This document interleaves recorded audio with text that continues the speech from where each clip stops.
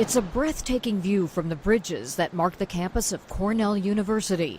And it's from here into a gorge below that 3 students, according to a medical examiner, jumped to their deaths.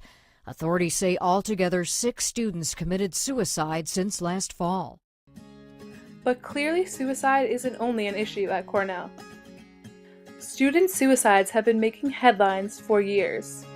The stories are almost always the same. A young student with a bright future ends his or her own lives, and then his or her parents and loved ones wonder what could have been done to save their lives. Did any of the therapists at the college that their child attended know that their child was depressed? Could the college have done anything to prevent the tragic death of their son or daughter?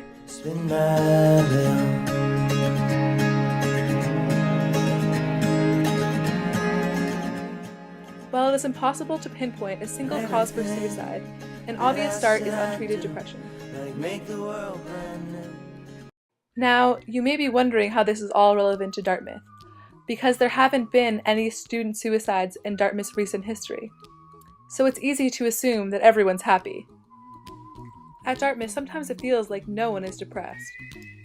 During winter carnival, homecoming, and even just the average weekend, it seems like most people are enjoying themselves.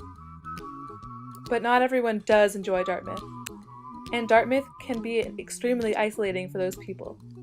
While it's extremely hard for me to admit, I had an extraordinary struggle with depression throughout this entire year. In the beginning of the year, I barely knew anyone. In the fall, on the weekends, I would lay in bed, crying, all by myself. Some mornings, it was incredibly hard for me to even pry myself out of bed to go to class. But I couldn't tell anyone. I was truly alone. I assumed that if I told anyone, they would label and judge me. And I did not want to be stigmatized by my peers. I watched people run around the bonfire 13 times, do the polar bear plunge during winter carnival, dance at frat basements. They all seemed like they were having the time of their lives while I was silently suffering. But as the year went on, I realized that I wasn't alone, and that other people were also suffering from depression on campus. Don't worry, be happy. Ain't got no place to lay your head. Somebody came and took your bed. Don't worry, be happy. I decided to look at the Dartmouth archive to find what Dartmouth students had to say about depression. One opinion article entitled "The Sad Season" gave me insight into what other students have noticed. The author wrote, "I'm not sure whether it's Dartmouth culture or American culture in general that makes us so embarrassed or afraid to talk about our mental health." I totally agree with her sentiment. However, she also said, "The problem certainly isn't that Dartmouth is lacking in resources. There are plenty of people on campus trained to talk about emotional issues and direct students to the resources that best meet their needs. The problem is getting students to seek out such resources." I wondered if her statement was actually true. To find out what mental health resources are available at Dartmouth, I blitzed one of the therapists at Dick's house and told her I really needed an appointment, and asked her what the next available appointment was. I was outraged when I got her response. Were there actually no available appointments before I completed my finals on June 4th?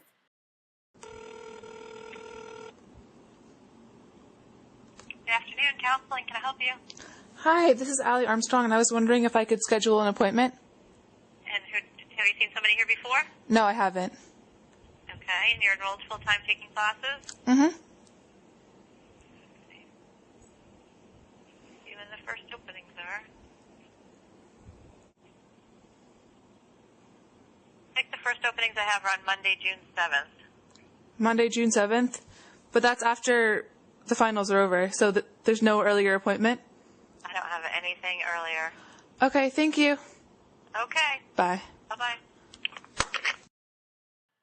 After getting off the phone with Dick's house, I wondered what Dartmouth and other schools can do to improve mental health.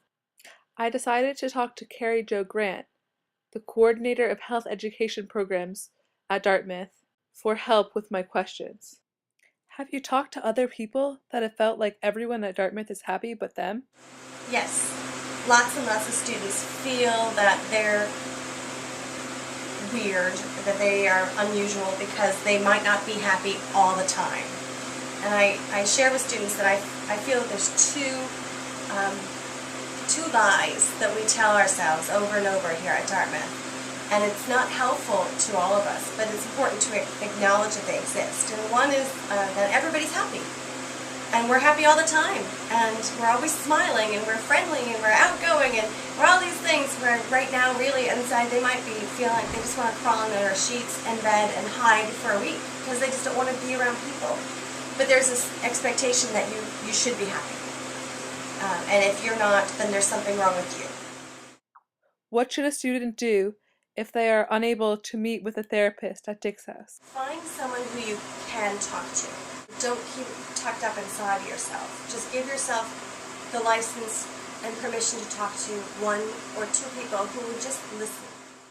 What can students do to make it easier for their peers to open up about their struggles with depression? Students in particular can offer this sort of opportunity for others to share this information by being vulnerable themselves, by spending time in your day saying, how you doing? Oh, fine. I'm doing, what's going on? Oh, I'm stressed. I'm going past the surface and creating a space where someone says, how are you doing? Or they really mean, how are you?